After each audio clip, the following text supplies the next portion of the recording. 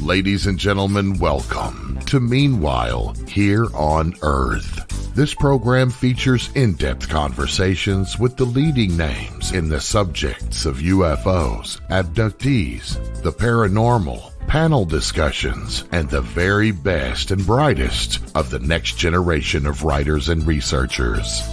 Meanwhile Here on Earth, the show breaking new ground in alternative talk with your intrepid host, veteran investigative writer and researcher, Peter Robbins. Meanwhile, here on Earth.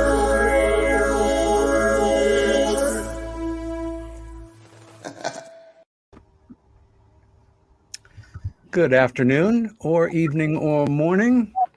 Welcome to Meanwhile Here on Earth with me, Peter Robbins, your host. If you are watching and listening right now, it is via KGRA Digital Broadcasting. That's KGRA-DB. You can be listening at their website or on their YouTube page or on Spreaker.com. Subscribe to KGRA and have full access to literally thousands of programs in their archive on UFOs and the paranormal. And subscribe using my name, my first name, as your code, and you'll receive a 30% discount. No monologue today. Got a lot to cover. Two very special guests, both dear friends of mine, and both remarkable individuals in their own right. James Clarkson has been an investigator for over 45 years in criminal justice, in the realm of UFO research, and he is an honorably discharged military police investigator who served for 20 years as a city police officer holding the titles of detective sergeant and fatal accident team supervisor. After retiring from the Aberdeen, Washington Police Department, he became a child abuse detective for 2 years, followed by 10 years service as a fraud investigator for Washington State. In 1987, he joined the Mutual UFO Network because of a lifelong interest in the UFO mystery. He served as the MUFON State Director for Washington from 2007 until 2017. James has investigated more than 1,500 reported UFO encounters. As part of his effort to explain the importance of the UFO subject to the public, he has lectured throughout the state of Washington at major conferences repeatedly across the country and abroad. During a lecture in 1993, however, he met a lady named June Crane, who had worked in top-secret laboratories at Wright-Patterson Air Force Base when she was young. Her life story is the basis of James' best-known titled book, Tell My Story, June Crane, the Air Force, and UFOs. Her revelations served as corroborating evidence in support of UFO crashes and UFO cover-ups. He has investigated and written about a crashed UFO in Westport, Washington State as well in 1979.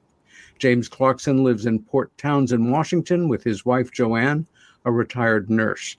I should also say about the book, Tell My Story, June Crane, the Air Force, and UFOs.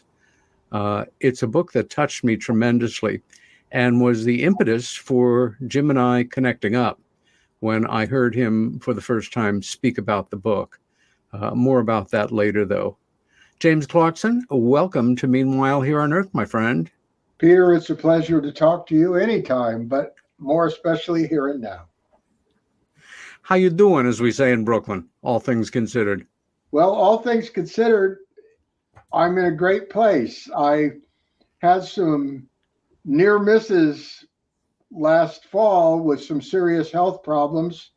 And thankfully, I am a miracle of modern medical technology, and I'm better than I've been in many years. And almost totally bionic. No. Yes. I set off every alarm at the airport every time I go through. Show off. Yes. Jim, we've known each other for years now, and it occurs to me, I don't remember offhand you telling me where you were born. Where was that?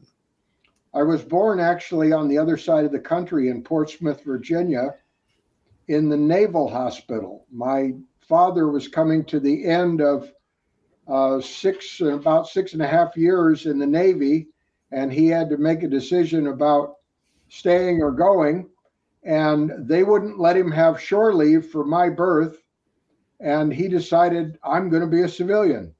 So after he got out and worked a couple of different jobs back there, I arrived in San Francisco, according to my father and mother, about the size of a loaf of bread, just a wee person.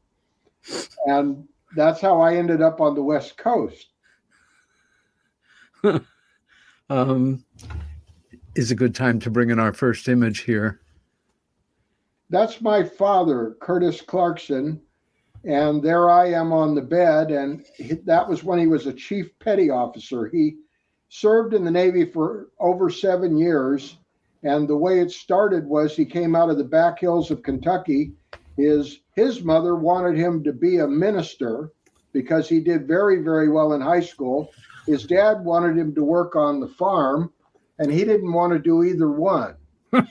So I checked the dates, and it was 5 days after his 17th birthday in April of 1941. He enlisted in the Navy. Oh, boy. So he was already in the Navy when December 7th happened on the West Coast, when Pearl Harbor became a national reality and the United States entered World War II. Jim, did he ever talk to you about that moment in his life? That particular moment? Well, yes. Actually, his first awareness of Pearl Harbor? No, I actually not. But I know all of his sea stories backwards, forwards, and sideways. He did tell me that the biggest thing was the level of fear, especially for the people in California and on the West Coast. They thought that Japan was going to invade. Yes. And everyone was convinced of that. There were the offices where people could enlist. They had lines of people volunteering. It changed everything. My mother, of course, my mom and dad would have never met if it had not been for World War II. I've thought about that a lot. It turned out the same thing was true of Joanne. There was a great mixing of people from different parts of the United States who had nothing in common just because of the war. And people were desperate to connect, especially GIs who thought that they might not be coming back. That's right. A lot of rapid marriages and everything else. I'm in the same boat. I wouldn't be here if my parents hadn't met also under very specific situations during World War II. Here's a picture that I really adored. Yes, that's my mom and me as a little guy. Your mom was gorgeous. She was. And I will tell you the big family secret that was never revealed that I did not know until I was 21. Don't tell me she wasn't a natural blonde.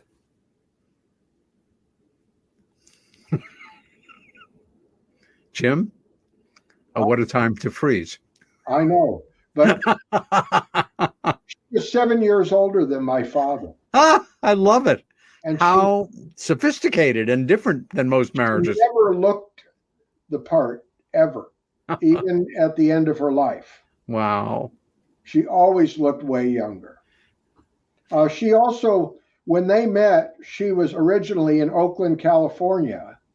She was a waitress in a little hamburger joint, and her other job was welding on the Liberty ships. Many women were recruited as welders, especially my mother was short, and they wanted small-statured people to do welding in close quarters in those bulkheads. Wow.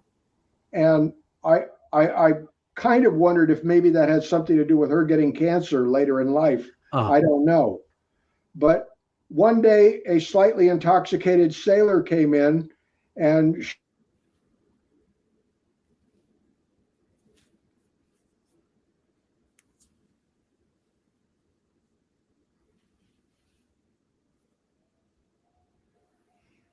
she was very attracted to him, and we had a sporadic moment, I believe. In any event, she was afraid that he might not remember that they had made a date, And she told that story a couple of times, and my dad would always pipe up in the background and say, I may have been drunk, but I wasn't that drunk. And they were married for 37 years, and I guess I'm thankfully the product of a classic middle-class home. My father, if he wasn't at work, he was at home with the family. Ah, My mother was a homemaker. yeah. And that's where I got my start. I included this picture because I tried to think, well, how did I become interested in everything in the universe? Ah, And it's because of in Golden Gate Park in San Francisco, yeah. we had the Steinhardt Aquarium, Yeah. the De Young Museum, and the Morrison Planetarium. Oh, We're gosh. all right That's there in right. this complex. And they cost little or nothing for people to go in. And I spent hours looking at everything over and over. We went lots of times and sitting in the planetarium, because anybody who's ever been to a planetarium show, I'm sure they're all the same at the end, which is that they play ethereal music and they bring images of stars that move across the ceiling, and you get this feeling of being way out there in space. Yes. And it's quite an illusion. And I remember attending one planetarium show where they talked about the possibility of extraterrestrial life. And they had very carefully created a landscape on Mars with ultra futuristic buildings worked into the landscape. It was very clever and quite impressive, and I never forgot it. And I was going to say, you never forgot it. Yes. So that's where I became curious. Yeah. I have a very similar set of memories going back to elementary school field trips to the Hayden Planetarium, which is part of the wonderful Museum of Natural History in Manhattan. And that same feeling of the wonder of all the questions in the world coming to you and sort of a welcome opportunity to ask them to yourself. About what age were you, Jim, when you mastered reading? What I mean by that is got beyond the children's book stage and could go to the library or the children's library? I know exactly when it was. I was in the second grade. I read my first science fiction novel, and I can't remember the title, but the author was Andre Norton. Wow. By the second grade. Well done. And I've been a voracious reader all my life, even to this day. I've always got 2 or 3 books going. Yes. A lot of them are for fun, I admit, but my father, the biggest lesson he gave me was never stop learning. Ah, He said, for all of your life, you will never stop learning. I don't think a parent could ever give a better admonition to a young person. That idea of some poor, angry or recalcitrant soul, say to themselves, well, that's enough of information. I've learned everything I need to. Thank you very much. You have a question, you can ask me. What a sad situation to think that you are not interested in learning. At, I think, 97 or 98 years old, a friend interviewing my dad on a radio show, he had just published a memoir, which he had written starting at 95 years old, and pretty damn good book. What was it that kept him, waking up in the morning after a lot of loss and good things in his life, but just what kept him coming back? What was it? What was the drive mechanism? And I thought to myself, I want to know the answer to this question. This is going to be good. And he was quiet for a moment and thought about it. And he said, quote unquote, I want to see how things turn out. I love it. He got to see how things turned out till he was 98 and a half years old.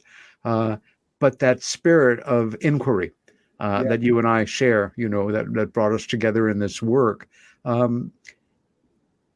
When you started to wake up to the world of film, was it through the family television, or your family would go to the film movie house together, or both? My mother came out of an orphanage in Iowa. The family broke up because of the Depression. And she was stuck there until her older brother, Preen, who had been to California went and got her and said, I'm going to move you out here because there are jobs and opportunities. Ah. And so that's how she ended up in Oakland and was in the right place at the right time to meet my dad, etc. Oh my But gosh. I don't know how she did it, but for her, she always said the space people are real. From the earliest childhood, for her, it was not a question. She said, I know the space people are real. And looking back on it, I wish that I would have questioned her more about that. I mean, there's Yes. people come and go in your life and then they're gone and you think, Yeah. well, God, why didn't I ask that when I had the chance? But she I- knew it wasn't Yeah. a question. Yeah. I think for some people, obviously there's a possibility that they had an experience or a sighting or something like that. Other people are simply voraciously open-minded, and Yeah. it's illogical to think that we are alone in the universe. Good for her for having that mind and for instilling some of that thinking into you. Was it she who kind of brought you into the orbit of going to movies? And what kind of films did you like as a young person? I like science fiction primarily, and I can't tell you the order of the movies or whatever, but I was thinking about this recently, putting the biography together. My mother took me to the old Fox Theater in San Francisco before Oh boy. torn down in 1963. And this was a theater experience at a whole other level Yeah. that is not available now, where they had uniformed ushers. I think the Fox Theater, you could see 4,000 people in there. Oh my God. Huge ornate snack bars with indirect neon lighting and Art Deco everything, and huge Yeah. draperies, and everything was ornate and plush and over the top. And just going to the theater was an experience, Yes. even aside from the movie. For me, the closest I came to that was occasionally my grandfather would take me to a film at Radio City Music Hall, which is, Art Deco perfection and seats 5,000 people. Even if you visit New York City, I encourage anybody to take the tour. When there's nothing going on there, just take the tour of this extraordinary facility. You feel like you're back in 1930 in terms of high Art Deco, but the experience of going to the movies, and to think that when the Fox opened and Radio City, people would be sitting there looking at 30-foot close-ups of, actors' faces at a time when, this was the most glorious thing in the world. As you move through into high school, at a certain point, the reality of, gee, I've got to make a decision here. Your families either had the money to put their kids into college or university, or they didn't. And if they didn't, it was a matter of getting a job, joining the service, getting a scholarship if possible. What was that matrix for you of being in high school, doing your work, thinking about your future? What did you decide, and where did it lead you? Well, because I got extremely good grades all through elementary school, so an opportunity was presented for me to take a test and go into a prep school in San Francisco. Had a very strange name. It's called Lick-Wilmerding. And it was an industrial arts college and a prep school that merged. And it was privately endowed. And I guess the short description is that back then, the sons of the richest families in San Francisco would the sons would go to that school in anticipation of going to Ivy League colleges and universities. We only had like 250 people in the whole school. Wow. So I graduated first honors from that. I ended up in the University of California, but this is also the 1960s. And I went through my own personal rebellion, probably drove my parents crazy, gave them sleepless nights. I ended up, the shortest way to say it is that eventually, for a variety of reasons, I rebelled against the rebellion. I cut my hair off. I moved home. And within a year, I had enlisted in the U.S. Army because in the back of my mind at an early age, I had always wanted to go into law enforcement. That's a portrait of the artist as a young man. Wow, looking sharp and serious. Yes, military police school in Fort Gordon, Georgia. What was that like, if I might ask? Actually, after basic training, it was a piece of cake. Nobody ever wants to go through basic training twice. But MP school, they treated you more like a human being. You had pretty regular hours. And I was very interested in law enforcement, so I liked the classwork. They had driving, hand-to-hand combat, shooting, the law, classes on jurisdiction, classes on interviews and interrogations, evidence procedures. This is all nuts and bolts police skills. And I loved it. I thought it was great. Boy, keep going. My whole life changed, and it's funny. I was thinking about this too, how often this crops up for everybody. One particular conversation that you're part of or you overhear changes your entire life, and you don't see it coming. One day, we were coming back from lunch, and they announced that they were going to have openings. We were all about to graduate, and they said, being the Army, they said, we're not promising you anything. We'll send you wherever we want to send you. But we have openings in the following places for newly minted MPs. And if you ask for it and it's available, we'll give it to you. Well, I heard a bunch of guys talking about how they couldn't wait to get back to Seattle and Tacoma. And I didn't want to go back to the San Francisco Bay Area. There's a long story there. But I had always had this feeling about moving north. And I thought, let's give Washington State a try. And I arrived in Washington State very early in 1975, and I've never regretted that decision. I love it up here. It's beautiful. Wow. Once you had your training, where were you originally deployed? Well, this photo is actually, let me take that back. When you were still an MP in the Army. I was at Fort Lewis, Washington, which now is called Joint Base Lewis McChord. It's right outside of Tacoma, right next to I-5. It is a very, very large military base. But even back then, when I was writing a resume, they had people there. When I was getting out, they had people to help you write your resume. And he said, don't tell them you're a military policeman. He says, tell them you were a detective on the 5th largest city in Washington State. Because technically during the daytime, when it fills up with thousands of employees, Fort Lewis was indeed the 5th largest city. I'll be damned. And now it's even bigger because they've attached the Air Force Base to it. The routine of the Army, the training, the discipline, you still have time to think your private thoughts. Your mother's remarks when you were young aside about that the space people are a reality, when did you first either become seriously aware of or start to think about this phenomena that we call truly anomalous UFOs?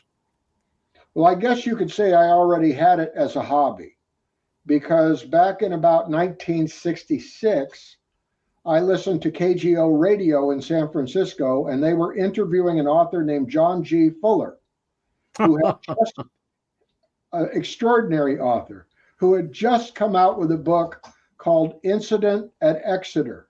And I believe he had previously authored what was then the definitive work on the Betty and Barney Hill alien abduction case, titled The Interrupted Journey. Yes. But the Incident at Exeter was about this series of UFO sightings, and the heart of the whole story involved close encounters with a giant glowing disc with scintillating red lights going around it, and the on-duty police officers. There you go. The key witnesses. That's it. So there I am. There's Jim Clarkson in a nutshell. Hmm. The paths of my life inextricably woven at that moment. And I didn't realize how much so, but I never forgot that radio show. I started collecting magazine articles. I've never had, now Joanne will argue with me, I've never had a bona fide hardcore UFO sighting. I am frequently envious of the people I interview. And people always ask me, well, have you had a sighting of your own? And I always say, always a bridesmaid, never a bride. I'm still waiting. But so if there's an alien listening out there who wants to talk to me, I'm available. But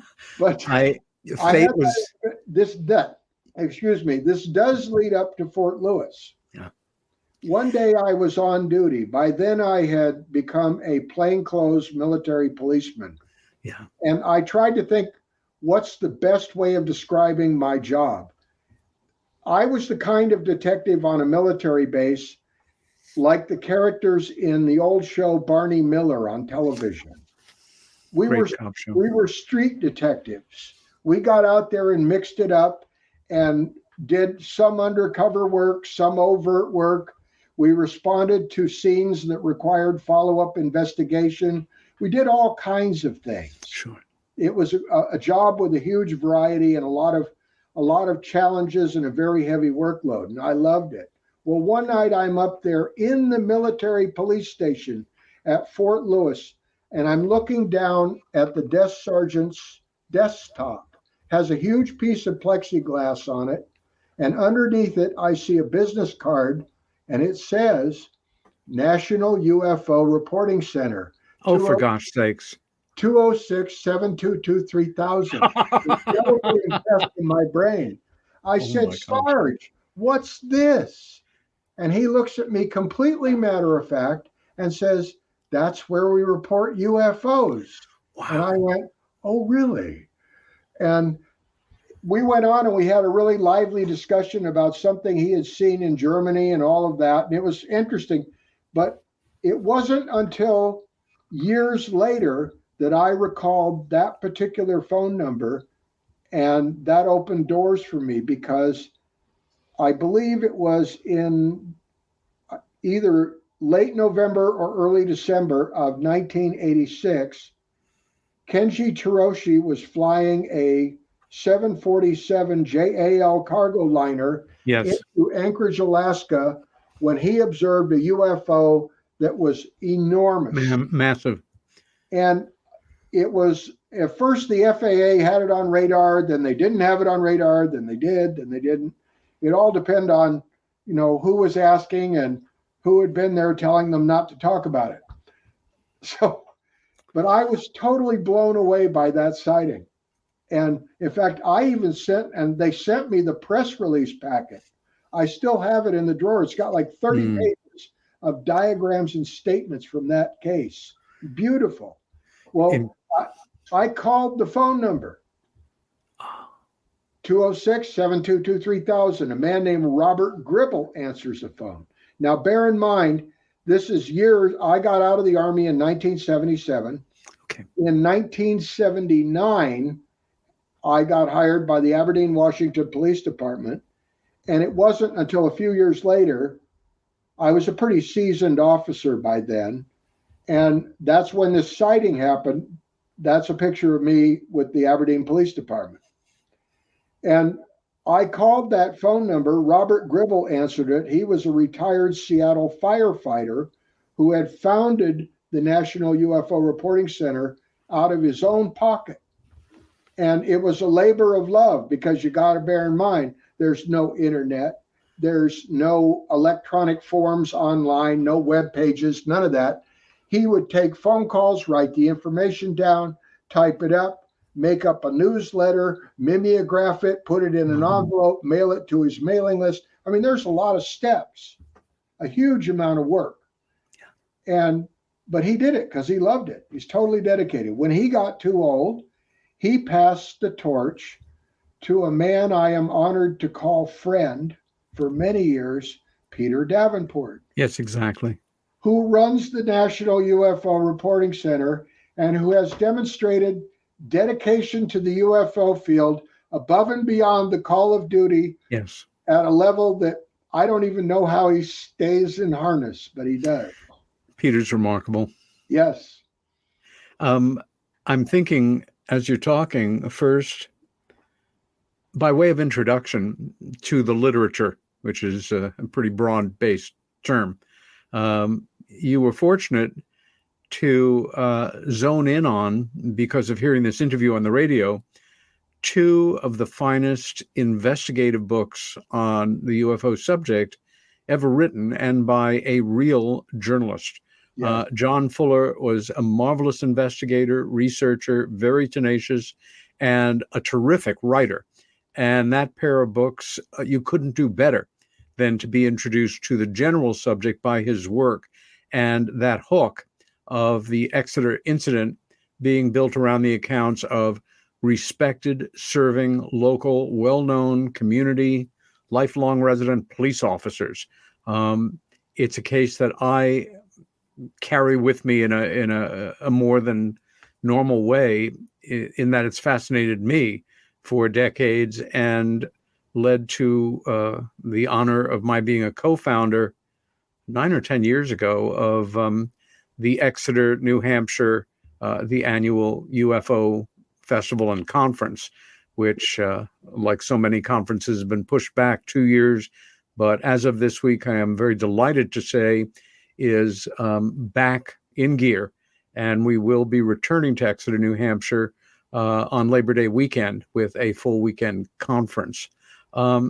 Jim, you make the change from military police to serving civilian police. God knows we live in a different time now where, news usually means bad news.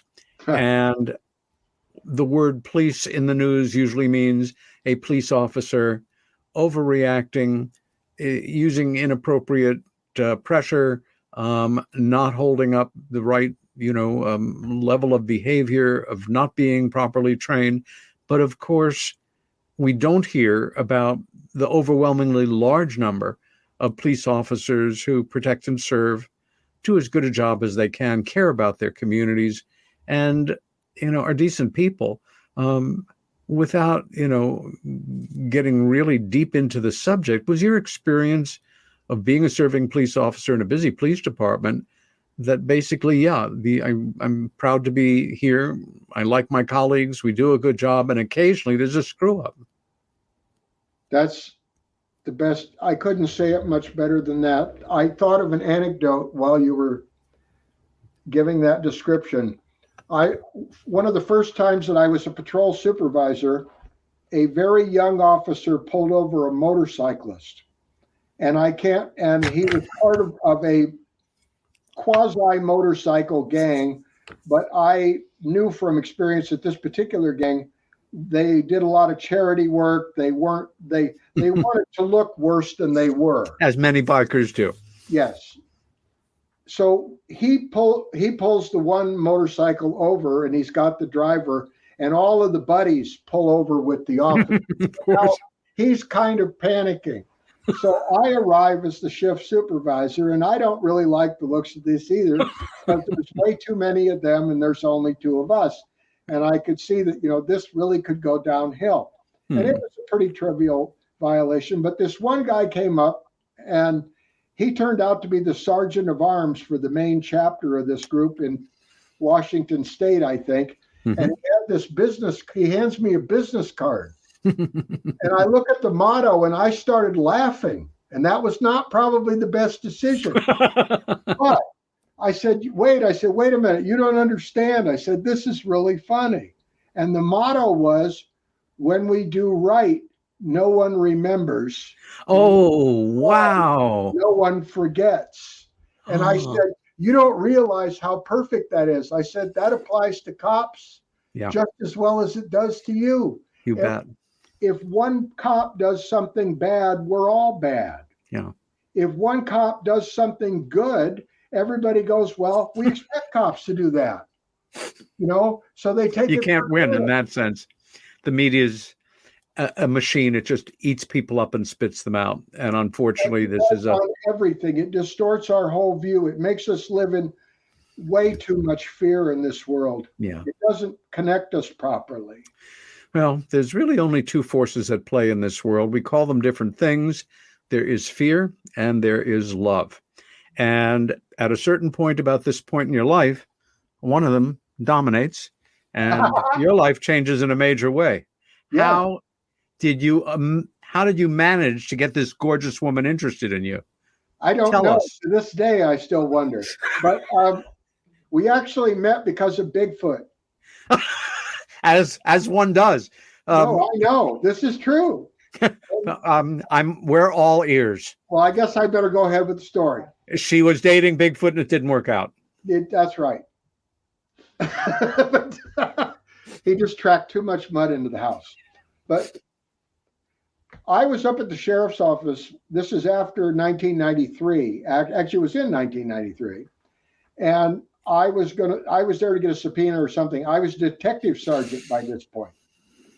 So I'm waiting for my papers, and here's this really attractive librarian, and she's waiting for the sheriff to come out, because normally the sheriff would come down and do a program annually, a public presentation in the Aberdeen Library about Bigfoot. And he had plaster casts and all these really cool Bigfoot props. And he would tell all these stories, and it was a very popular program. You bet. Well, he couldn't do it that year because something came up at the last minute. So Joanne had volunteered to come get the props and do the program herself. Well, I wasn't born yesterday, so I said, "Can I help carry that to your car?" Well, then it got even better, because she had recently done something in the library that involved UFO books. So as I'm putting this box of Bigfoot stuff in her car, I see that there are all these UFO books. Oh, boy. My eyes are getting really wide, and I'm thinking, this is the girl I've been waiting for. If you don't follow up on this, you're crazy. So we went I think we went to a nearby lake, and we ended up sitting there talking for a 3 hours.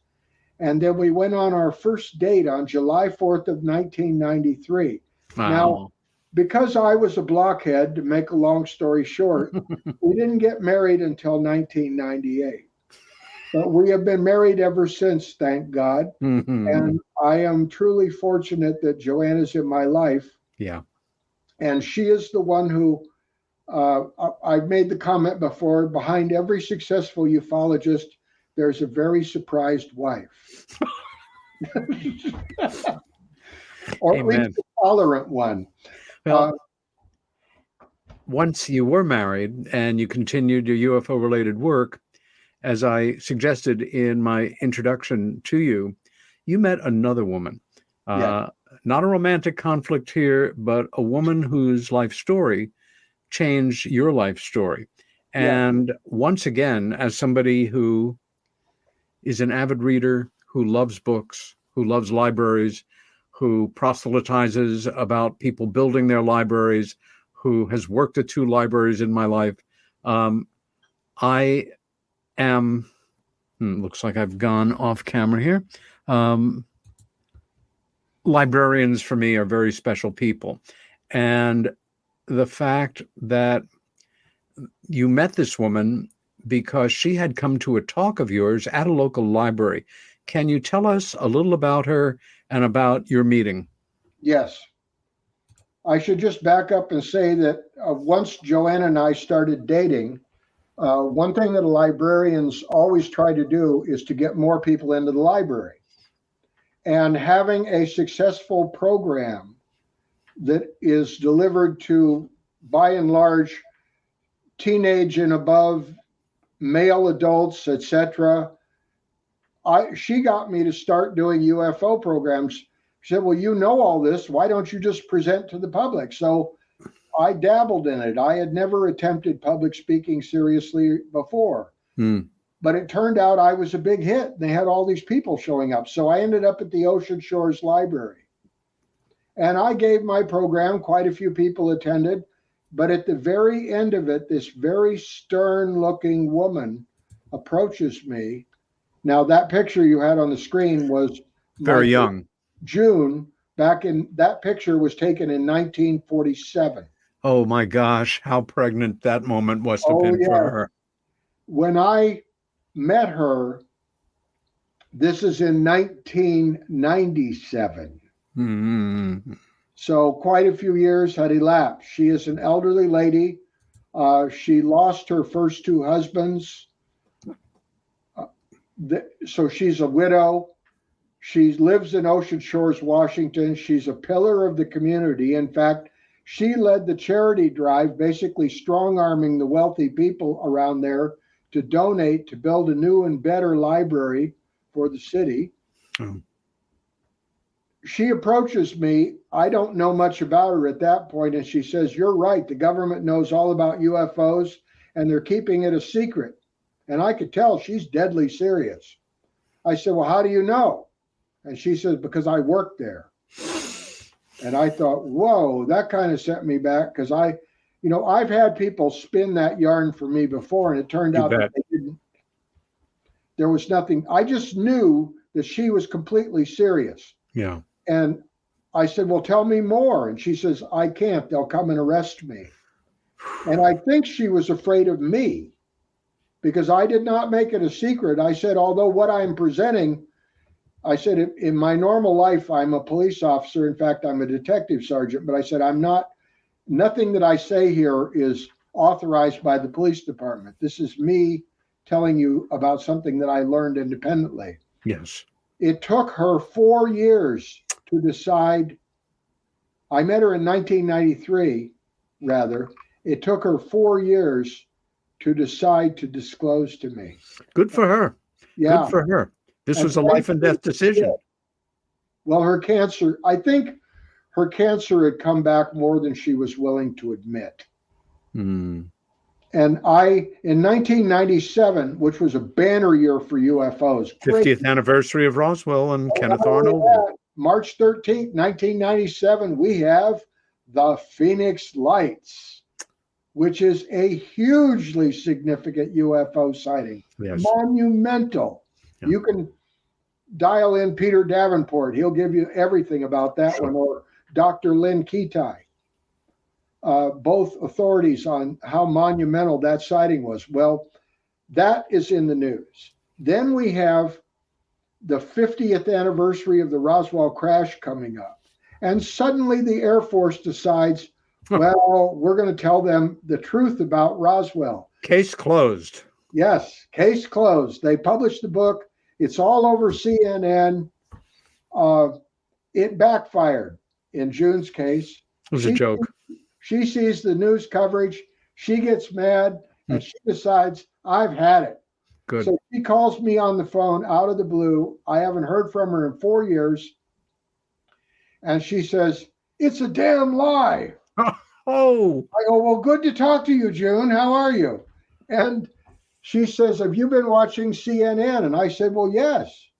And so we start talking about, she says, "That's the same lie that we were required to tell when I worked there. We were always telling people that what they saw were weather balloons." So they're still doing it. They're still doing the same thing. And she said, "Those are parachute dummies. Everybody knows what they look like. They made up a 6-foot-high mannequin of a GI in order to test parachutes." Also, it was 7 years off the actual date.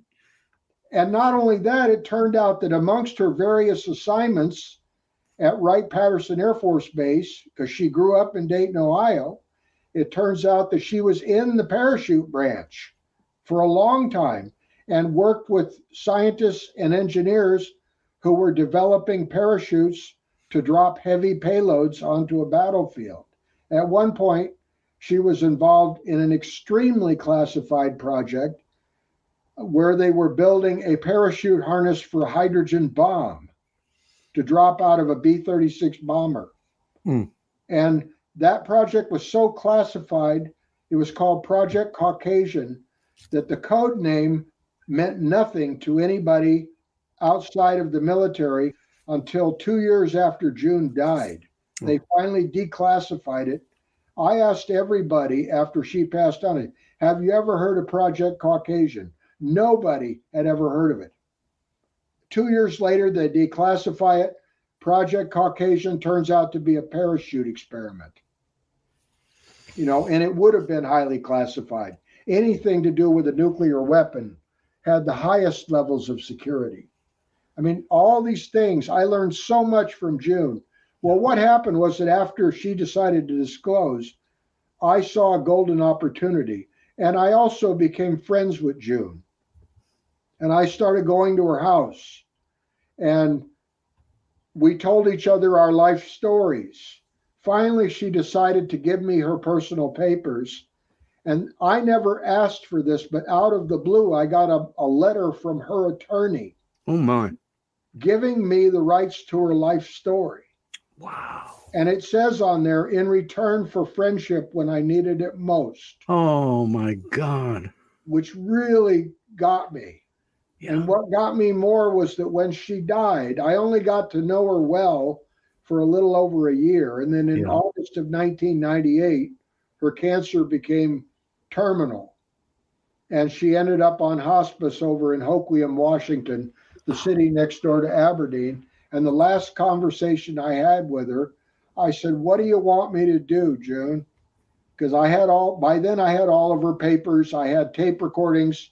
I had notepads full of notes from our conversations. And she said, "Tell my story." That's obviously where I got the title of the book. Well, not only do you tell her story in this book, titled Tell My Story, June Crane, the Air Force and UFOs, you tell it extremely well.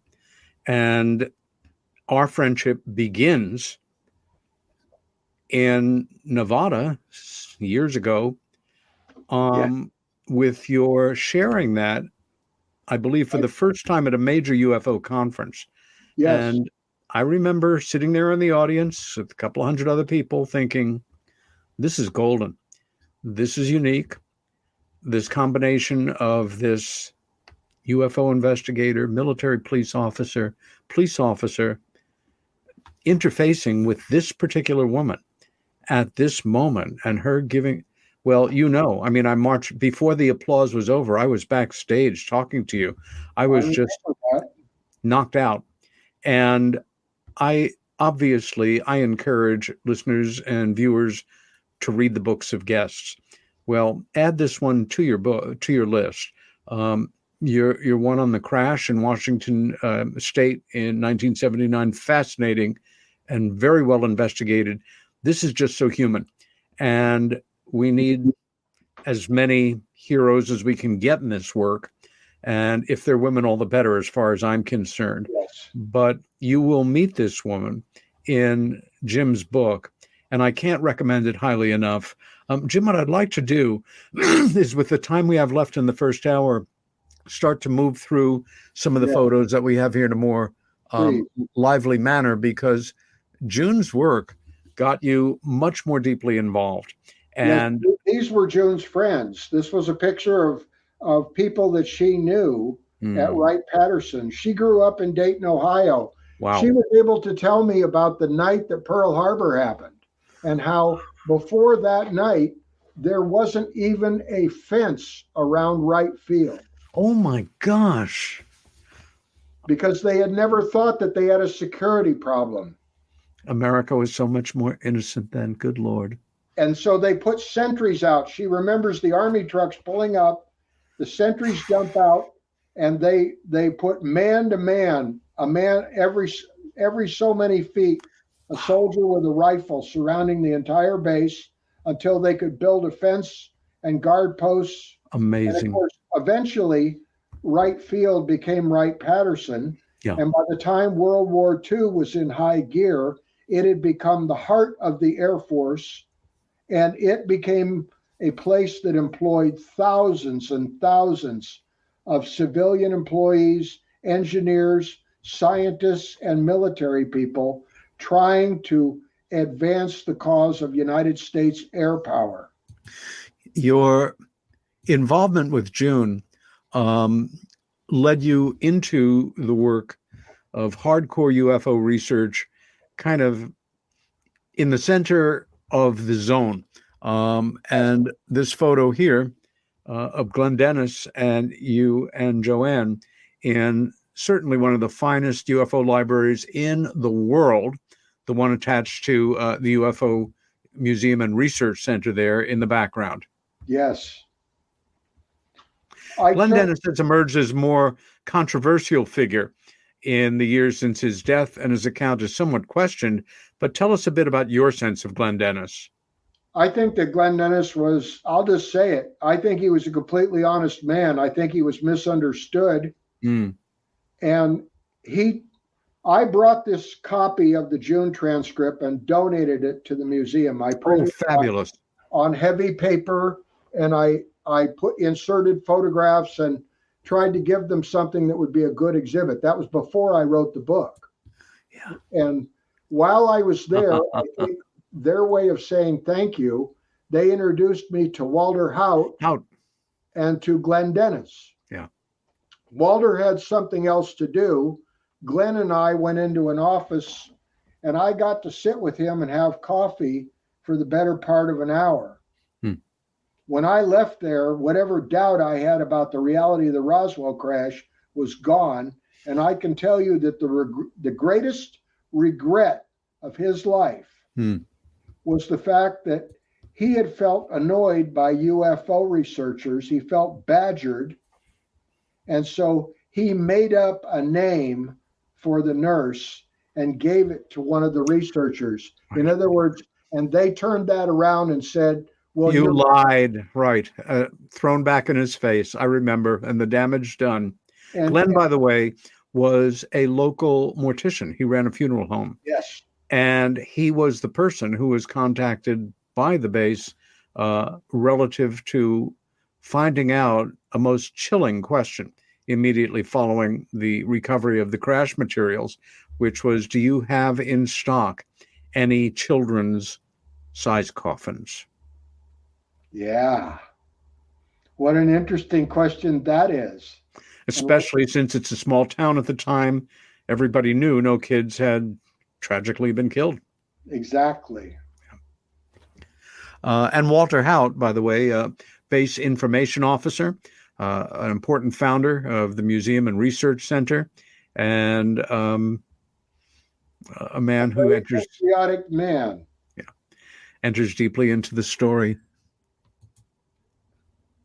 Yes, this was getting into the big leagues for me. I ended up on the Veterans Day weekend of 2001, right after 9/11, being the lecturer. They were giving I think weekly or monthly lectures at the UFO Museum in Roswell. And I thought, wow, this is heaven. Well, it turned out that was the beginning of many more adventures and better things, but I never forgot that trip. Yeah. Especially because I will tell you, have you ever had a perfect airline connection? I actually did. And this was right after 9/11, which don't ask me how. I went wheels up at SeaTac Airport in Seattle to wheels down in Roswell, New Mexico in 5 hours. Way to go. Oh, yeah. Everything clicked. I walked off of one plane and walked onto the next one. It could not have been more perfect. Wait a minute. You're not in New Mexico here. No, I'm not. Joanne and I had an opportunity in 2010 to go to Paris for 2 weeks. Yes. And it was life-changing and magnificent. Yeah. And since we were going to be over there, I contacted a group in Paris. And so I got to present to Les Repas Ufologiques. And they meet in the West End of Paris once a month. They have a dinner meeting. And they have a guest UFO speaker. I've had the honor. And it was so much fun. I love those people. And I love Paris. I freely admit it. I do was too. A classic tourist. I can't get enough. And I think in another life, I must have lived there. That's the I love you wall in the MoMA. Oh. Every way that you can say I love you on Earth is written on that wall. Can use more of that right now. Absolutely.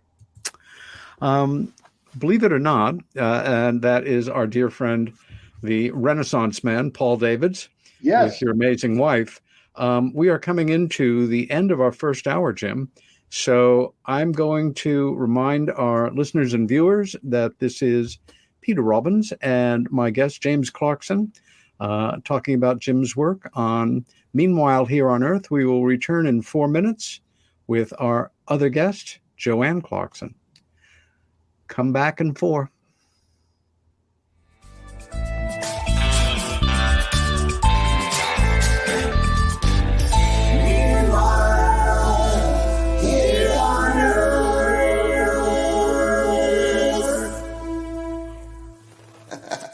Hey members, the new KGRA-DB app is now available on iOS and Android devices. Gain on-demand access to any KGRA-DB programming. Download any show directly to your mobile device to listen or watch on the go. Go to the App Store and search KGRA-DB.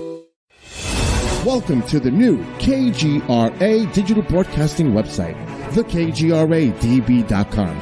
Here you'll find great new content, including the KGRA Classics, great shows from our archives. You'll be able to see the show times and information so you can see what show is currently on air.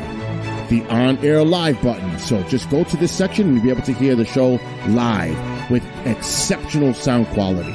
We also have the Vault section. Make sure to subscribe to get access to great content and special features. We have the make content for our latest news and events, so make sure to sign up and you can be part of our forum. So make sure to check out the new KGRA digital broadcasting website, thekgradb.com. We look forward to seeing you there, and we hope that you enjoy the new website.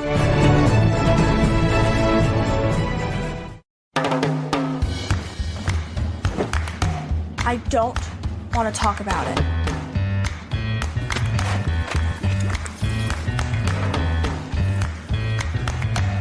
I don't want to talk about it.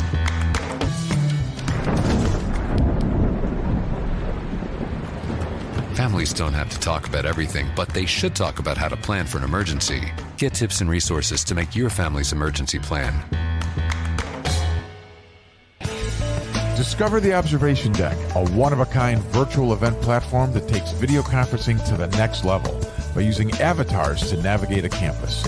There's so many areas and activities to choose from.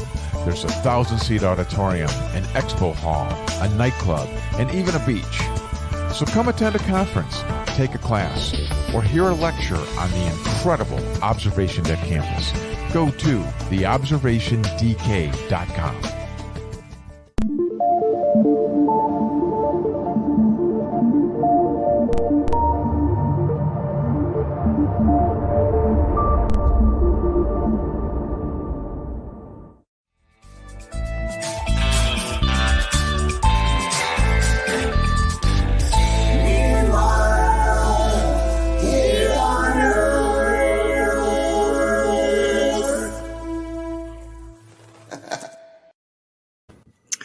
And welcome back. This is Peter Robbins with Meanwhile Here on Earth, bringing on our second guest for the evening. Joanne Clarkson grew up with ghosts and angels that her whole family accepted. In this way, she was lucky. No one thought it was strange or wrong when she spoke of the dead or received messages from them. Her communications with lives beyond this one have never seemed unusual to her, nor her lifelong connection with a specific angel. Joanne has been telling fortunes her whole life, and accurately as I can understand. Clarkson has never made her living as a psychic, but has supplemented her income doing so over the years. Originally, she felt her vocation was to be a nurse, and upon graduating from high school, she went to college for that purpose. But at the time found the work to be too challenging when it came to caring for suffering patients. Instead, she earned a degree in English and a master's in library and information science, and worked as a professional librarian for more than 20 years. After caring for her mother through a long illness, She re-careered as a registered nurse. And hold it a second. I see my camera's out. Okay. And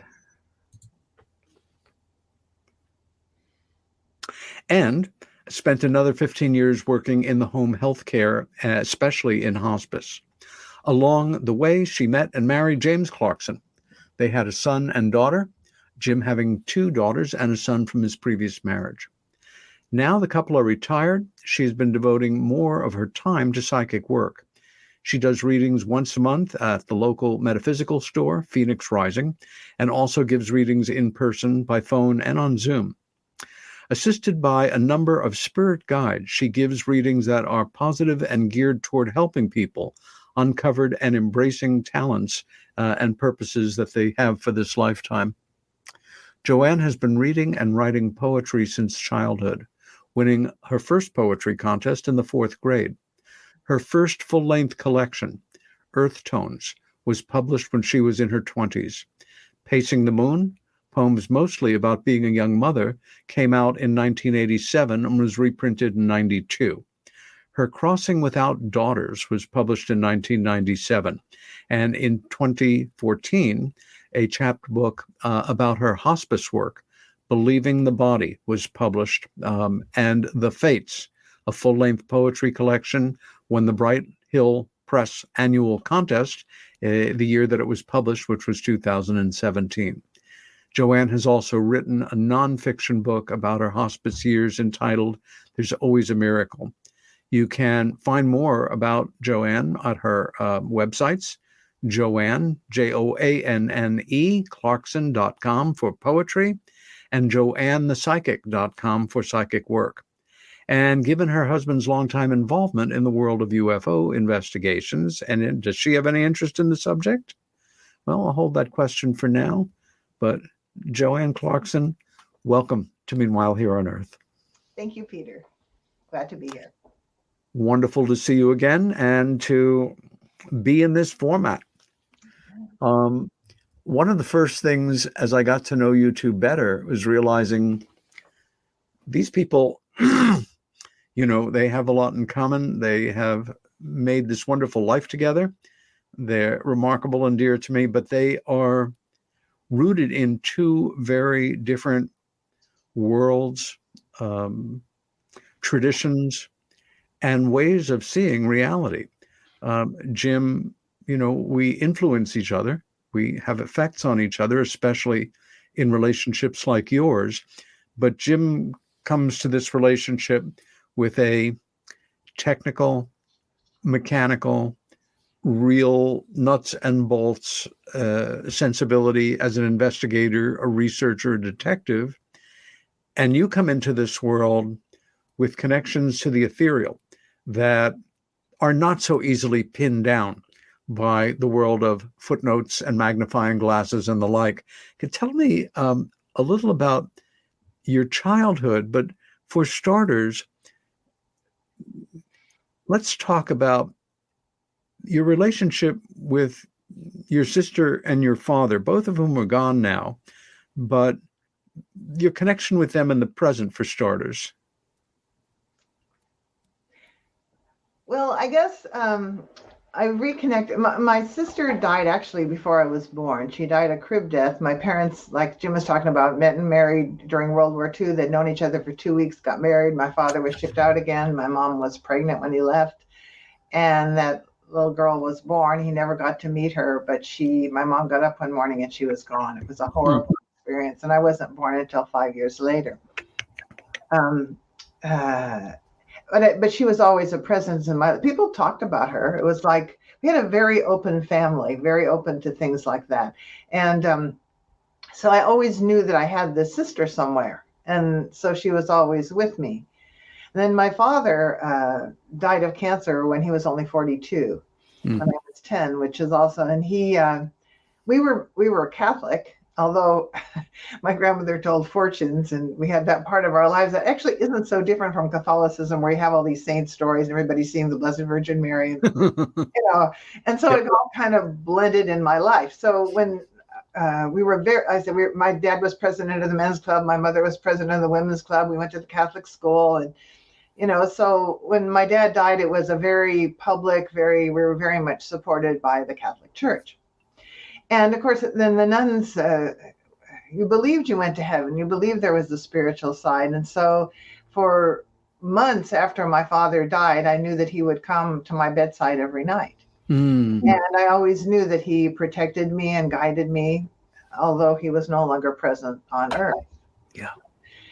And so actually through the years, things come and go. Life gets practical and busy. And now that we've retired, I've spent a little more, we get to spend a little more time doing this kind of stuff. And I've developed mediumship a little more specifically. Your fortune telling, in a way, began some years before you were born, which is a wonderful way of explaining it. Can you tell us how this is so? And it's a story that I found fascinating involving your grandmother and her two sisters, and the family tradition carrying on to you and your cousins. It is an interesting story. My grandmother and her sisters immigrated from Sweden in the 19-teens. And you don't think of Sweden in particular. My other grandmother came from Czechoslovakia during a terrible period of persecution and has a horrible life story that was very brave. My grandmother's sisters, they were poor. They were from a farm that wasn't very productive, and they came on the ship thinking they were going to meet rich, handsome husbands in America. That's what you do in America, right? And they somehow ended up in Seattle. I'm not exactly clear why, but they didn't, of course, immediately meet rich, handsome husbands, and they ended up living in a boarding house and taking in laundry, which was not their dream. So Aunt Ruth, the eldest sister, there were some gypsies that camped in the alley behind the boarding house, and they taught Ruth to tell fortunes with playing cards, and she taught her sisters. And so they began doing that. And my grandmother, Esther, especially was good at it. And this wasn't entirely a new thing to them, because my great-grandfather, their father, was what they always referred to as a spiritualist. And I was never entirely clear what this meant, except that he talked to spirits, and he had various ways of doing this. So they knew that was possible. So Ruth eventually started a little millinery shop down by Green Lake in Seattle, making hats, and the sisters all made hats. And there was a small back room, and my grandma would tell fortunes back there. And women would come bringing all sorts of strange things in payment for grandma to lay out the cards. And she told with regular playing cards, was how she told fortunes. And everybody in the family did that. And as I always tell everybody, I didn't as a child know that it wasn't weird for everybody to sit around at Thanksgiving and Christmas and tell everybody's fortune for the year. And so I was taught at an early age, and I could do that too. And my cousins were taught as well, although I'm the only one that really continued to do that or become really fascinated by it, although a couple of my cousins are more spiritual than others. As a practitioner of this form of connection with the more ethereal, fortune telling denotes giving information on things that have not happened yet, as well as things that have happened that you, as the teller, are strictly not aware of. I'm asking, as just a curious outsider with love and respect and admiration, how you think you are able to do what you do, and based on the reactions that you've gotten your whole life from the people you've done this for, about how accurate would you say your readings are, and how detailed in terms of accuracy? Well, number one, when I do this work, obviously I put myself in a different place than I'm not struck with bolts of lightning during the day. Very often, every once in a while. Oh, damn! I was sort of hoping that was the case, but continue on. But you put yourself in a place, and I always surround myself with love and light and protection. And then what you do is you get yourself completely out of the way. And my grandmother had told me that, and I figure that out for myself too. And it's the biggest thing you have to work on. And you learn by practice, just like you learn any other skill. You learn to completely remove yourself, your prejudices, your thoughts, yourself. And you simply open yourself up to the universe and whatever message wants to come through for your client or whoever. And one thing a psychic medium always remembers is we do not work for the people on earth, we work for the other side. Huh. And so it depends what spirit or specific spirits want to reveal and need to reveal. That's what's revealed.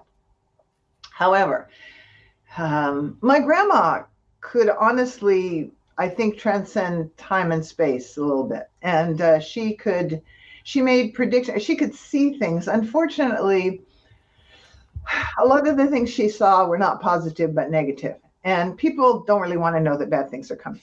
They don't want to know that at all. And my grandma would slip between the two worlds so often, it became very difficult for her to come back sometimes. And she, toward the end of her life especially, was very unhappy, had a lot of problems. She could never sleep, she tried to commit suicide, a lot of things very negative. So when I decided that I was called to this work and wanted to take this work on, I told the universe that I didn't want to know that. I don't want to know someone's going to get cancer next year. Right. I want to know the messages I deliver are supposed to help people realize their tendencies and talents, help them find the best path in this life. You know, and I tell people, the other day, a guy I didn't even know saw my website and called me up because he wanted to know whether he should take a certain job or not. And I said, we'll lay the cards out and we'll see what the cards say. I said, but you know, you really can't make a mistake. I said, if you take one job, it might be a longer way around to get where you're going to go. But if you are truly the person you're supposed to be in this life, if you operate, sounds almost a cliche, but out of love, out of caring, out of generosity, out of, doing what you're supposed to do for others, then you'll succeed no matter what you do. But we laid out the cards and it looked to me like one job was a little bit more preferable to another. I said, there's pros and cons, because if he took the job that looked preferable for maybe his professional fulfillment, it was going to impact his relationship where he was. I said, there's no win here. And you're going to have to simply realize that there's going to have to be sacrifices made. So that's kind of what it's about. In fact, along those same lines, when I was reading in a store in Olympia one day, a guy came in, paid his money, and said, it's another thing, he wanted to know whether you're supposed to take a job or not. And I explained to him, just like I explained to you, the card's not going to say yes or no. And he said, yeah, I just paid my $40. I want to know yes or no.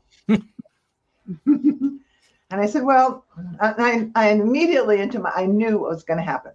So I said, okay, I said, there are ways to define that. We can say, like, if we draw an even number card, it's yes, and an odd number card, it's no, if you want to do that.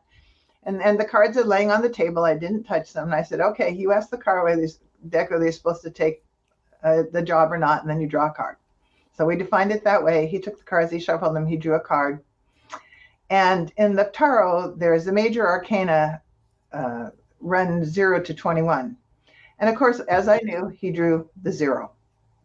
The tarot would not tell him absolutely yes, because the tarot does not preclude free will. Ever, or that you make your own choices. And the same with palms. I didn't finish telling that part of the story. When I got to be a teenager, since everybody in the family could tell cards, I'm an Aquarian, and Aquarians love originality beyond everything else. And so I wanted to have a psychic skill nobody else had. And I don't even remember why I chose palmistry, but I went to the library and checked out every book I could find on palmistry and taught myself to read palms, which is actually reading hands. And your palms more tell your tendencies and talent. I can certainly read people's history. Like I looked at your palm, I told you right away you were an artist, and you are a born artist. That's one of your deep and abiding gifts, is your ability to see beauty and actually participate in creating beauty. And you told me that you had been an artist when you were young. I think there have been artists in your family before you. And it's something, certainly you have a highly developed sense of taste and beauty, and you're just drawn to beautiful things. And so when I read people's palms, I try to give them an insight into their very best selves. Question for you both, and I'm going to ask you to think about the answer and then come back to it in a bit. Do you feel, coming from your different backgrounds, that the kind of phenomena we're talking about now, as opposed to UFO phenomena, is psychic phenomena, knowing things that under normal, mechanical, everyday conditions you're not supposed to know or be able to read into? The mechanics of this kind of phenomena, of the cards, of tarot, of palmistry. Do you feel that this is just a series of disciplines or procedures that are surrounded by mystery and unknowable, or that in the same way that other seemingly esoteric subjects are grounded in physics and mechanical realities that we simply are unaware of, haven't figured out, but that they're governed by the same things as the rest of life?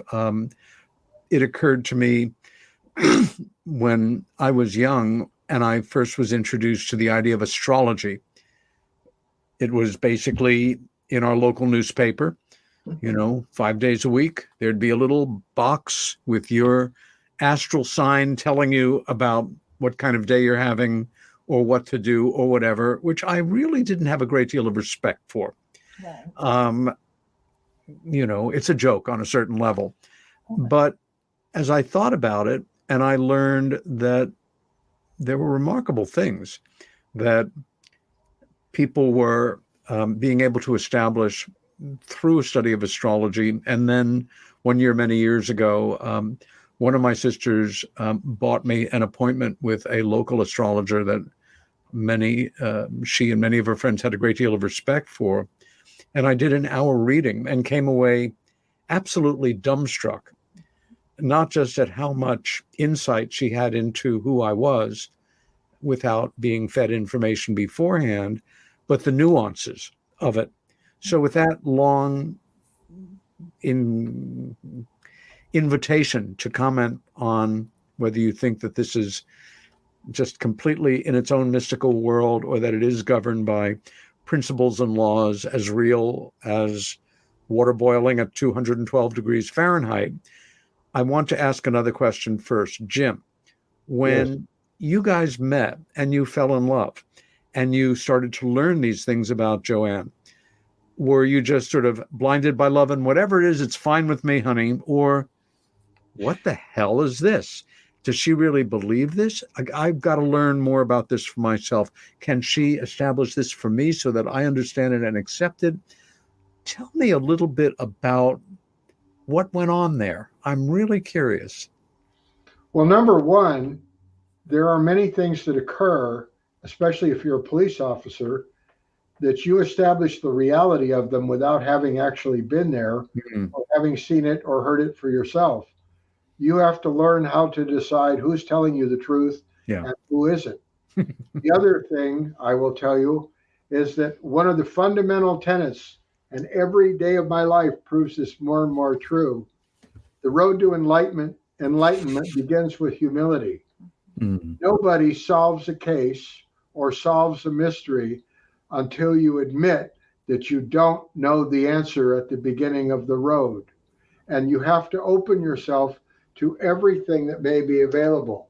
And that means that I'm going to run into people who may look at the world totally different than I do.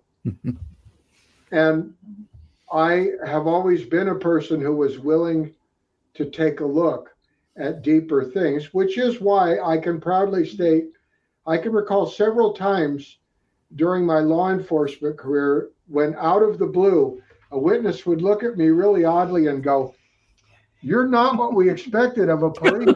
And I said, "Well, I'm sorry. This is what you got." And they said, no, you just see things differently. Yeah. And I had a Secret Service agent who paid me the highest compliment. I think one of the highest compliments I've ever received. He said, "You know what I like about you?" He says, "You always look at the big picture." I'm always trying to see what this bigger picture is, that anything that I run into or anyone I may meet, how will this all fit together? And I do genuinely try to accept that other people can see things that I can't see, and they know how to do things that I may not know how to do. Yeah. But that does not invalidate them in the slightest. It just means that I don't know yet how they do it. So it's on me to learn it, not on them to say, "Oh no, I'm just a fake. This isn't real." Your attitude is so welcome. I only wish there were, generally speaking, more people like you in the world, but also in the world of law enforcement and in military law enforcement as well. Did there come a time when you either asked or Joanne simply did something or allowed you to, sit in on a reading or did a reading on you where you came to think something to the effect of, "Holy shit, that's real. How could she have known that or figured that out? Or how did that come? What just happened? What's going on here?" Was there a time, a moment, a situation that embodies that? I can't think of a particular moment. I guess it was just a gradual understanding that Joanne is a master communicator. One of the best communicators with people I've ever met. I always joke about her and say that if I dropped her in the middle of the Sahara Desert on the hottest day of the year with no possibility of anybody being around for 1,000 miles, and I left and came back after an hour, she would tell me about the 5 people she met, all about their families, who their children were, and where they go to school. She would have that all down. I'm thinking, as you said that, there are so many ways to get better at things, and many of them don't seem to relate directly. For all of the achievements I've had in the world of UFO studies, I come to it with a formal education, with a mediocre high school background, a degree in painting and film history, volunteer work for a suicide hotline, years of work in off-Broadway theater, and it all comes together in a way that I think serves me. And I'm thinking, Joanne, with this open, fascinating family background, who then wants to do something. And my mom was very much in the same place, Joanne. Her best friend became a nurse, and my mom wanted to become a nurse. And she started nursing school with Margie, and she had to drop out. It was just too much. We're all, keyed to different things. But that willingness to try, and then becoming one of my heroes, a librarian for 20 years, where communication is essential and where you are constantly, briefly having these extraordinary engagements with people, living their lives, some of them probably painfully shy, but very scholarly, needing a little direction or assistance, then becoming a nurse. And all the skills involved in communicating and putting people at ease or telling them a rough truth. And then maybe most extraordinary of all, and something I have always had respect for since I realized what they were as institutions, but never more than being my dad's home care person the last years of his life, and the last year in particular being assisted brilliantly and at no cost by people from our amazing local hospice here in Ithaca, New York. Your background of skills, Joanne, is amazing in terms of communication. I mean, I can't think of anything else you'd need to add. You've got it all covered in so many ways. Yes. I'm very, very blessed to have always had a calling that I got to fulfill, and I was always happy doing what I did. That's a great honor and privilege to be able to say that. And I met so many amazing people along the way. I should say about Jim and his literal. When I met Jim, one thing, we go back a little farther than just the Bigfoot episode, but that's when we started dating and got together. Very small. And I have to say again, no couple I know have been brought together by Bigfoot. So let's be very thankful for. But Jim had come into the library. We had a very, very active public. Yeah, there he is. There he is. You go. Well, a relatively Bigfoot for the small size of the individual. I have a Bigfoot puppet. I should have brought the Bigfoot puppet out. I used to use that in the library too. That's hilarious. He's a baby Bigfoot that I used to tell people very honestly that I captured this creature in the woods, and it's kind of white and gray. And they're when they're babies, they are white and gray. They turn brown later on in life.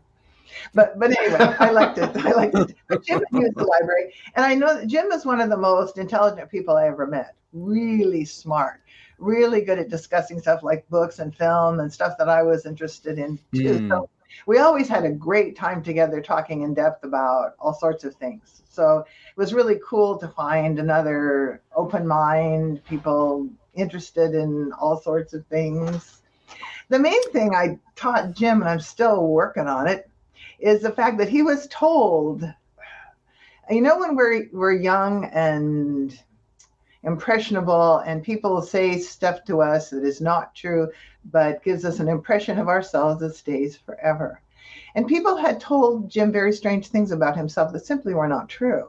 I could tell that from not only reading his poem, but knowing him. Jim is an extrovert. He is not an introvert. Just because you're smart and read a lot doesn't mean you're an introvert. It means you're smart. But Jim also has this wonderful ability to communicate with people, and he's a really good listener. Well, that I know firsthand. Yes, and that's why he was so good with June and other people and criminals, that he got to confess to incredible things simply by empathizing with them and drawing them out. Yeah, that's a very important point.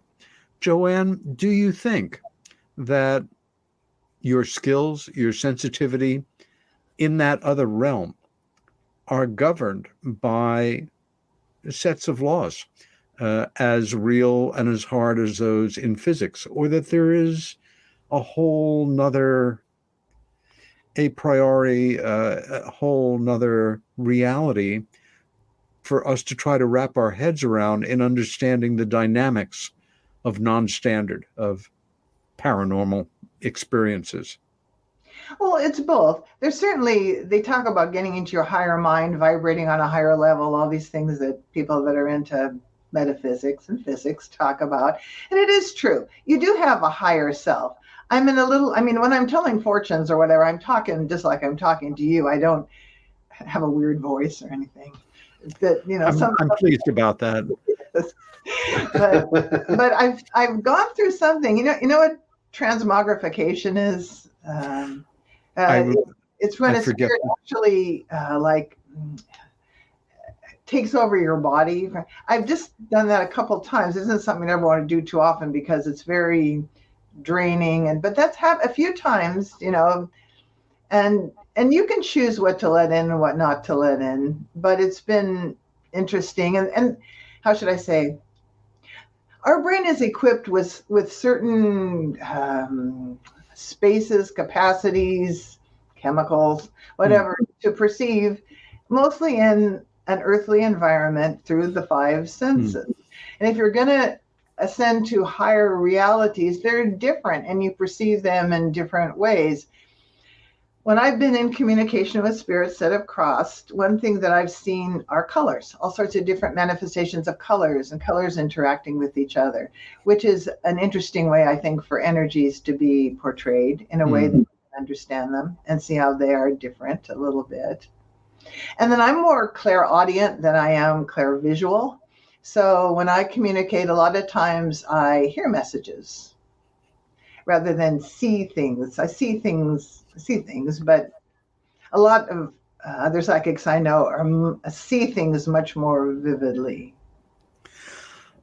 I want to shift gears a bit, but first I want to ask Jim, as you have gotten to know your wife better and better and observed her doing what she does and at times observing other people, if it's in a context of a conference or colleagues in the field. Do you feel that the work and the skills that she is involved with, again, are governed by the kind of sets of laws that you have to deal with that you used to have to deal with in your work as an MP, then as a police officer, then as a police detective, and then for so many years as an investigator, researcher of the UFO phenomena, where there's a lot of real physical laws in gear, whether it has to do with the transmutation of organic material in a trace case that's come in contact with UFO or some other paranormal situation, or dynamics of flight being described that do not fit into, what we understand generally about the laws of, flight dynamics. Do you feel that we're talking about two entirely different sets of physical or paraphysical laws, or that there's some unity there, even if we don't understand what it is? I'd go with the latter. I think that there is a higher unity present. That's sort of an article of faith. I can't really prove it to you. I just kind of know it. I find that almost everybody who gets into this, especially people who've had experiences, I've begun to realize the importance with a good UFO witness is you get all you can from them, you write your report, do whatever, but then come back at them in a couple years and ask them how this has changed them. And almost every one of them will have a broader, more cosmic perspective. And what I really believe is going on, again, I cannot ultimately prove this. This is based on 30 some odd years of interviewing UFO witnesses, reading everything I could, etc. But I get the feeling that we are being gradually prepared for something, a higher level of knowledge and enlightenment. And there will be rules and there will be laws that will operate at that higher level that we can't even anticipate now. We don't even know what they look like or how it would work. But I do believe the universe seems to be orderly, although it may be orderly in ways that we can't possibly understand. Brilliantly stated. I'm guided by much of the same feelings, and I'm realizing with the great arc of time of being involved in this area of studies, how we change, how we are changed by, and, kind of the cartoon bad, good pondering, are they like Klaatu in The Day the Earth Stood Still, or are they like Tim Burton's Mars Attacks Martians, the best bad aliens ever? Or are we dealing with a myriad of different types with different intentions? I think my favorite aliens were in the newest version of The Arrival with Amy Adams, which I think is a stunningly It's a brilliant film. Movie. And I love the aliens because they drew everything in these It's so original. And they view time as circular, which is much more of a Native American view of time. That we have spent a lot of time in the Southwest now. We are just drawn to return to the Southwest again and again for reasons that we don't totally even understand. But we love all of our exposure to the Navajo in particular and to Native Americans in general.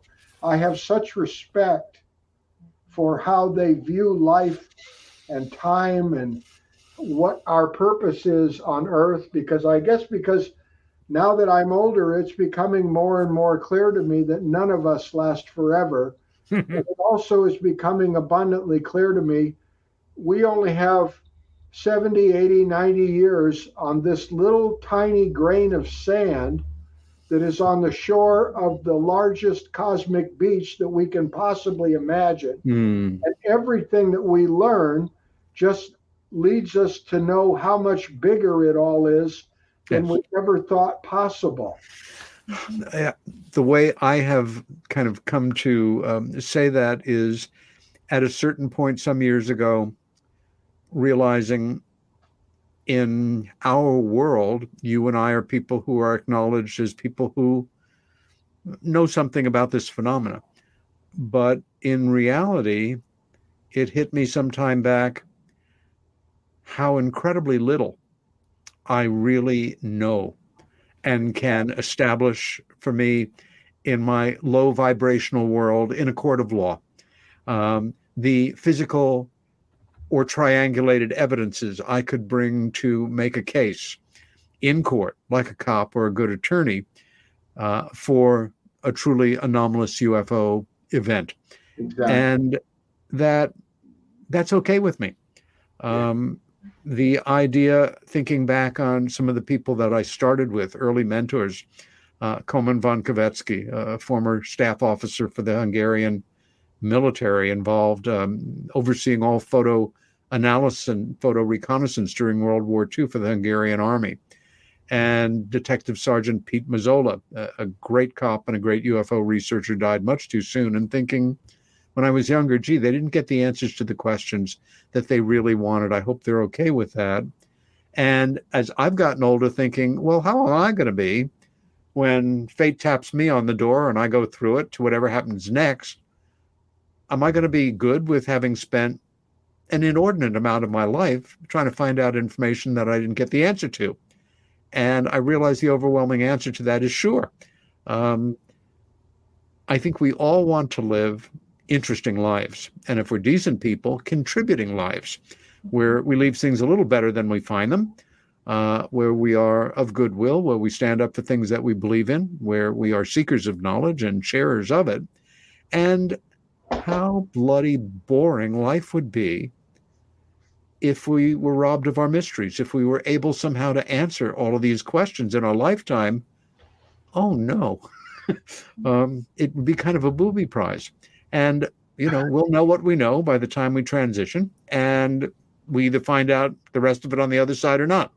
And you got anything better to do than, do what you're doing, then do it.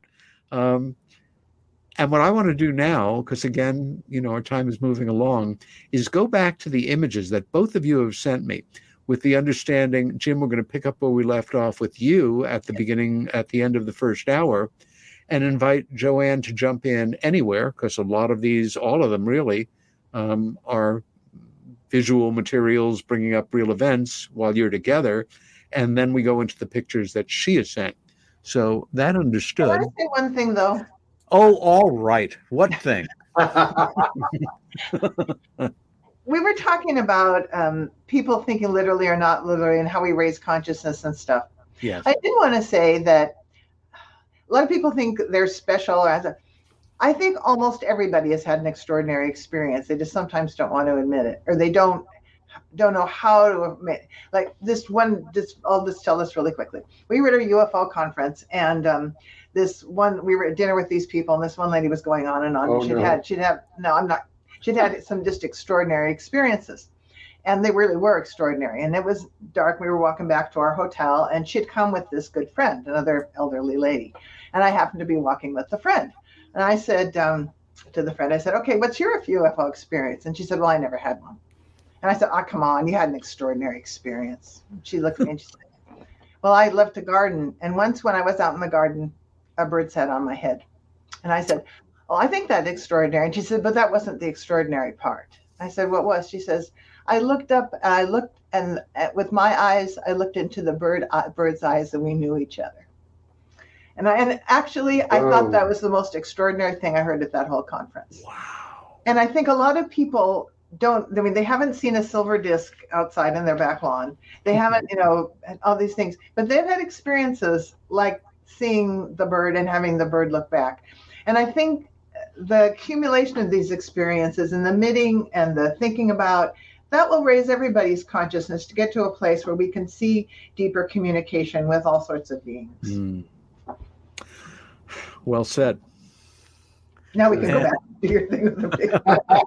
I'm glad you did that. Le Paris. The reason I included this is that one of the other places in San Francisco when I grew up is the Palace of the Legion of Honor, which has one of the original castings of the thinker. Rodin. So to actually get to Paris and see one of the originals at Rodin's home was truly a huge event for me. It made me think of my father and how much he would have liked to have seen. Yeah. Those are huge events, and they connect us not just with a past, but a longed for past. Like, I wish Dad was here right now. There you go. That's on the same theme. That particular exact piece of statuary was on loan to the Palace of the Legion of Honor, and I saw that literally 50 years before I saw it in its true home. Beautiful. Which also brings me to the point of, we do this work, and God knows it really doesn't pay the bills. It can be frustrating. It's increasingly in a field that is like the Roman Colosseum at times, or a sideshow. It's a no-holds-barred entertainment zone for some people, and it's difficult to draw satisfaction sometimes under certain circumstances. However, if we're lucky, doing this work or any work allows us to meet people we would have never met otherwise, some of them wonderful people, and go places that we would never have had a chance to go otherwise, or at least not under those circumstances.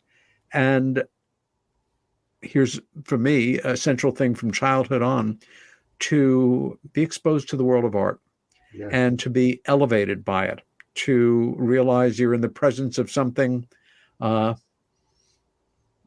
makes the spirit feel better, more connected with the world around you, the longing to create something beautiful. And this is my best friend in France, Jean-Luc Rivera, a distinguished ufologist. He arranged my talks in France some years ago, and I'm so delighted to see you with him here. He was very close to Bud Hopkins, and I've known him since the late 70s or 80s, when he was a fairly regular at Bud's studio for a period of years where he was living in New York. So bravo, Jean-Luc. Yes. Can I tell real briefly how we got to Paris? Yes, please.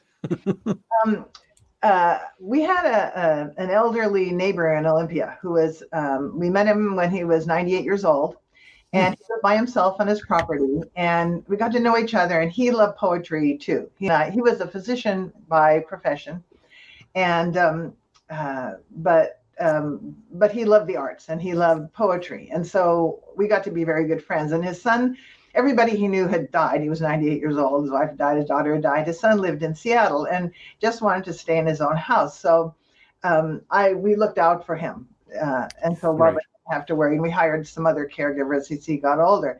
He ended up not dying till he was 101. An amazing person. But we had all sorts of philosophical and metaphysical discussions. But he, after he passed, his son called me up and one day and said, Kathy and I are coming down, and my dad left you something in his will. And I figured Jess had left me some of his books. Sure. And so we went out to breakfast, and I always tear up over this, but Robert said, my dad left you 2 weeks in Paris because he said, Joanna's a very good poet, but she's not a great poet because she's never been to Paris. And so they had, the son, Robert, and his wife had been to Paris many times and always stayed in this beautiful old apartment. I love it. And if we want, you can stay anywhere you want, but if you want to, we can get you this apartment. So they did.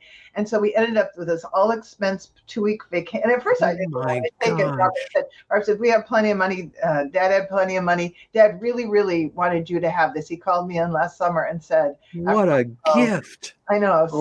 So we got this. It was beyond amazing and just was right. And every day we went and saw Every a different day was museum, precious. a different monument, and I wrote poetry every day, and it was beyond the most magical 2 weeks of our lives. We lived in an apartment. The building had been built in 1760 something, and then it was retrofitted with ultra modern plumbing and appliances. We had every convenience, and it had 3 different gates electronic gates to go in and out, and each one was within a block of a metro station. Perfect. And we just went. We could talk about everywhere. that forever. We could talk about I that just forever. wanted to inject that and say that's how we got to Paris, which led to all sorts of wonderful things. And I'm going to guess one of the fastest 2 weeks in your life. Oh, yes. God, yes. Oh, my God. Although we took a lot of pictures and we talk about it all the time. We remember it vividly. We really will always have Paris. I was going to say, my times in Paris have flown by at supernatural speed. Yes, again, that reality of everywhere that you look, you're a human sponge soaking it in. If you're people like us who are predisposed to, just the joy of this unfamiliar but wonderful culture.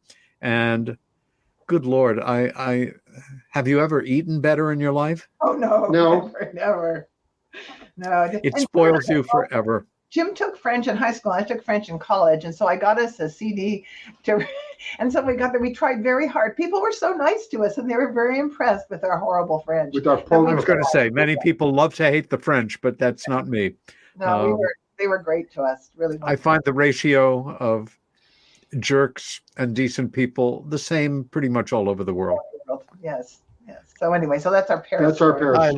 Thank you for sharing that. Here we are. This is the cover to the book. Yeah. And again, we have 2 remarkable authors here. I hope that you have a chance to read all or most of their work. But if you're looking for one to start on, here it is. Personal accounts do not get any better or better documented in this crazy field where so many people have claims that go beyond the threshold. Very important crash retrieval case, and one that you did your lion's share of work on, Jim. Okay. That's just kind of a summary of the headlines that were involved and newspaper stories of this crash that happened right near where I was working as a policeman back in 1979. Gosh.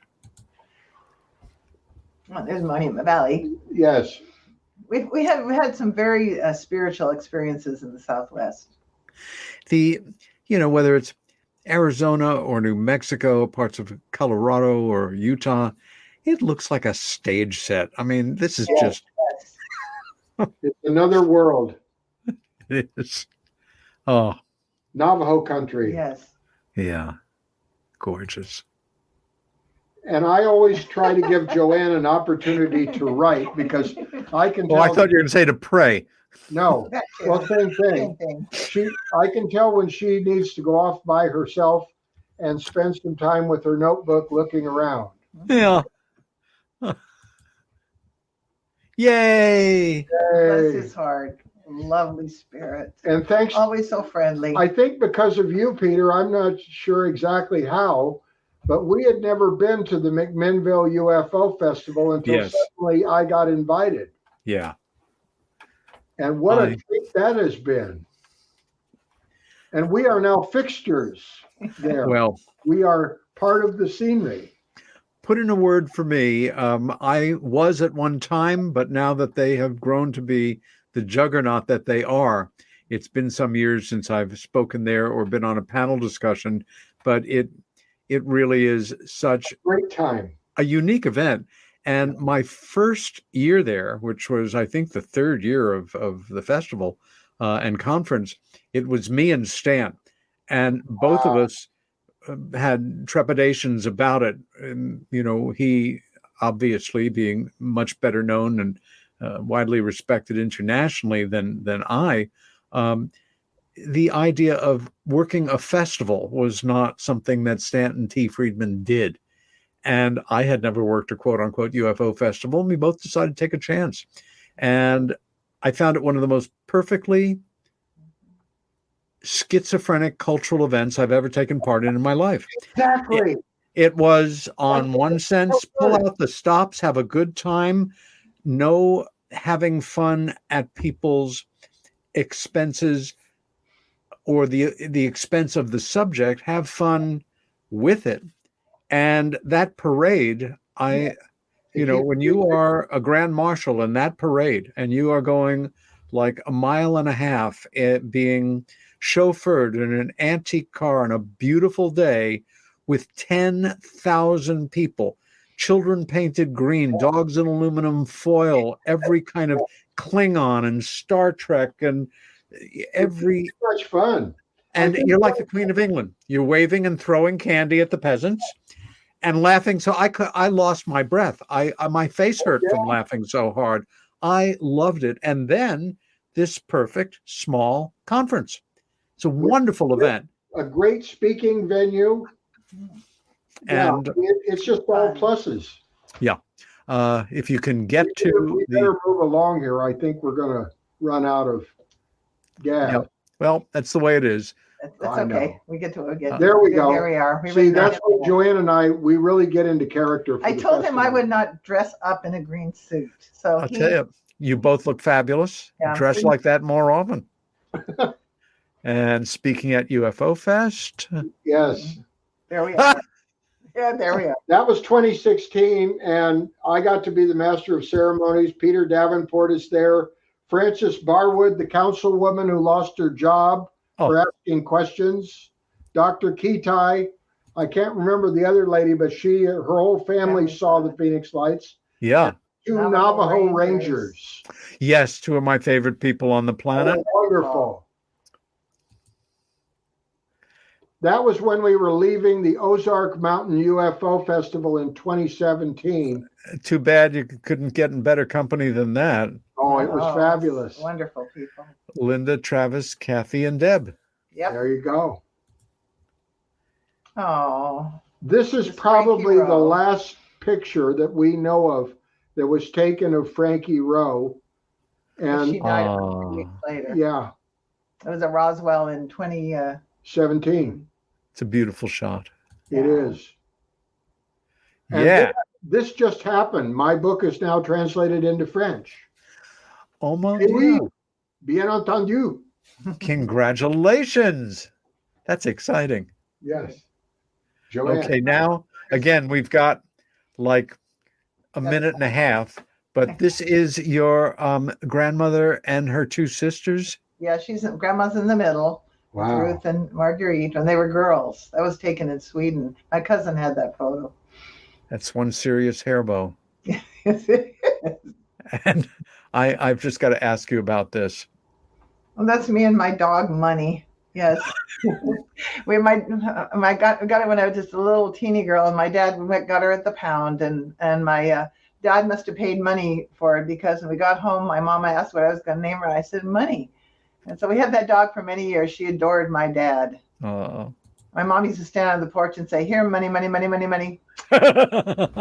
There's Joanne at work. Yeah, I'm telling tarot cards. Yeah. I am. And that's my book. It's my poetry book. Wonderful.